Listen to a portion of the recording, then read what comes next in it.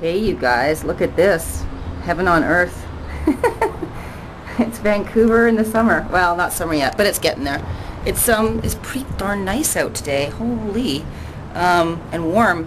Well, I didn't run in this, but I wished I had. Sorry, is my camera going all over the place? I'm not keeping track of where I'm holding it. Anyway, interesting thing I'm trying now. I'm trying something new. Actually, you know what? Maybe I'll stay out here. No, maybe not. I'm going to try something new. A couple of days ago, I had a conversation with a friend about something I've always known, and that is weight loss requires a caloric deficit. And while I know that, I'm not 100% sure my eating every 3 hours on the dot on the clock is maybe working out for me. I'm not sure. I thought it was, and it really helped me get ripped back in November, but lately I think I've kind of stopped watching the clock as much and just kind of been putting healthy food in my mouth whenever I'm hungry, but I've been adhering to making sure I eat breakfast as soon as I get up. And I'm not 100% sure that actually isn't being detrimental for me. And again, this is just for me. I don't know how this will work for other people, but I'm not 100% sure it doesn't actually trigger my hunger response to eat more. So I'm going to try something new, and the reason I'm going to try it is because I'm checking out this new fitness book, and it's called Eat, Stop, Eat by Brad Pilon, and I've been reading it, and it's got some interesting points about triggering hunger responses and stuff like that. And so I'm not 100% sure I can do what's in the book for myself, because a whole day of not eating, the day of fasting, I'm not sure if I can do that. But what I can do is I can eat only when I'm hungry, and that includes breakfast. When I wake up, I'm typically not hungry, not for a couple of hours at least. So today I woke up and I thought, yeah, I'm not hungry. I really am not hungry. So I decided not to eat. And today was a day I was going to run hills. And I thought, oh, gee, I don't know if that's very smart. I think I need a lot of energy to run hills. And this is an endurance run with hills, not hill sprints, just to be clear. And I've never, ever run hills on an empty stomach before, although I have done endurance runs on an empty stomach lots of times. Fasted cardio is nothing new to me. So I was kind of torn whether I should eat breakfast first, even though I wasn't hungry, or if I should just go do it. So I thought, well, I'm in experimentation mode right now with this whole Eat, Stop, Eat thing, so let's just try to do what I need to do with my day without eating until I'm actually feeling hunger. So I went, and I'm no worse for the wear. At the top of the hardest hill in the middle of the run, it flashed through my mind that maybe I should have eaten. But you know what? I hate life at the top of that hill every time. It doesn't matter whether or not I have whether or not I've eaten. Honestly, that top of that hill makes me just want to die. So I'm not going to attribute that to having not eaten, because I actually finished my run and I still wasn't hungry.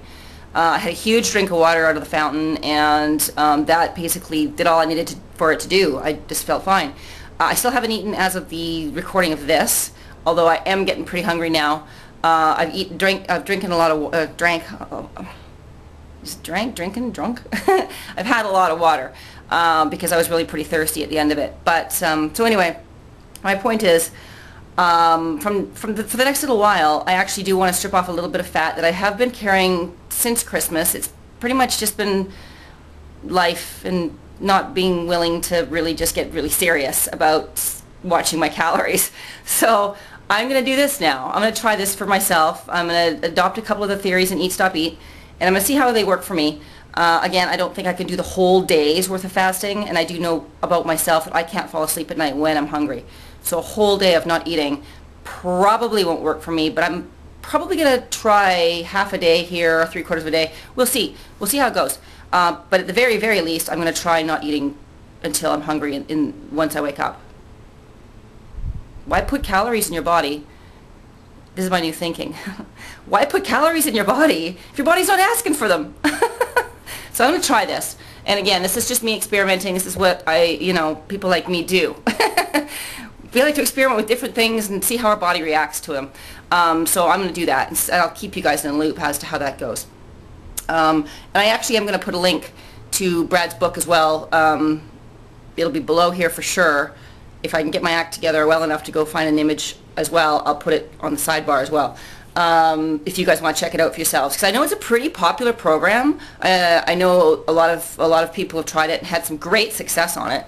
So, you know, again, I mean, you can work out as hard as you want in life, but it all comes down to caloric deficit. So working out helps you get to that caloric deficit because it burns calories, but eating the right amount of calories per day is also a pretty important piece of the puzzle. So, and I think Eat Stop Eat actually probably will be one of those plans that a lot of people can follow because it helps you control your caloric intake a bit more rigidly without feeling rigid. So anyway, I had one more thing to show you guys because I'm on a roll. And I've been getting some really good feedback from you guys about my oatmeal recipes. So I'm going to show you one more because I really only eat it 3 ways. And but I'm looking for new ways to do it.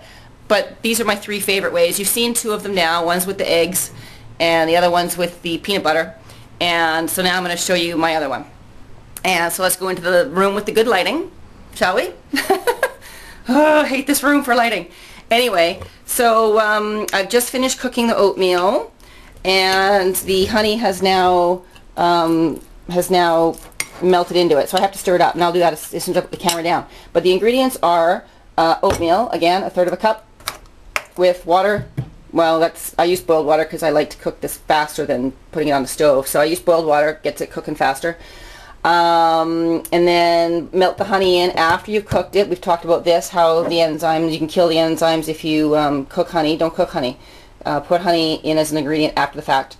And then I'm just put the camera down. I put cinnamon in. So the honey to make it sweet. And this is just plain cinnamon, you guys. This is not mixed with sugar or any other weird ingredients. It's just plain cinnamon. So cinnamon like mad. Like crazy. Love it. So mix in cinnamon. And it should be still pretty moist because of the honey now, as well as the water. And you guys, I told you this before, when you're cooking the oatmeal, basically just 3 minutes in the microwave is what I do. Again, if you don't believe in microwaving food, and I know there's a lot of people who don't, then cook it on the stove. Take half an hour. See if I care. And then the piece de resistance, in my mind, is this big bunch of stuff I had sitting on the counter. Raw, organic walnuts. I crush them up. Just drop them in. So now I've got nuts and grains in the same dish again, right? It's not peanut butter this time, it's just walnuts. And that's it. Eat it. It's delicious. It's totally delicious sweet, not savory like the other one. So anyway, that's my big latest oatmeal recipe, and I managed to get through it without breaking a jar of jam on the ground this time. It's awesome. Anyway, you guys, I hope you guys are having a great week. It's Wednesday. I've just come in from my run. I'm going to eat this now, and I'm going to jump in the shower, and I have to go off to business meetings, so busy day again. Life's so busy. Anyway, so have a good one, and we'll see you again very soon. Take care, bye!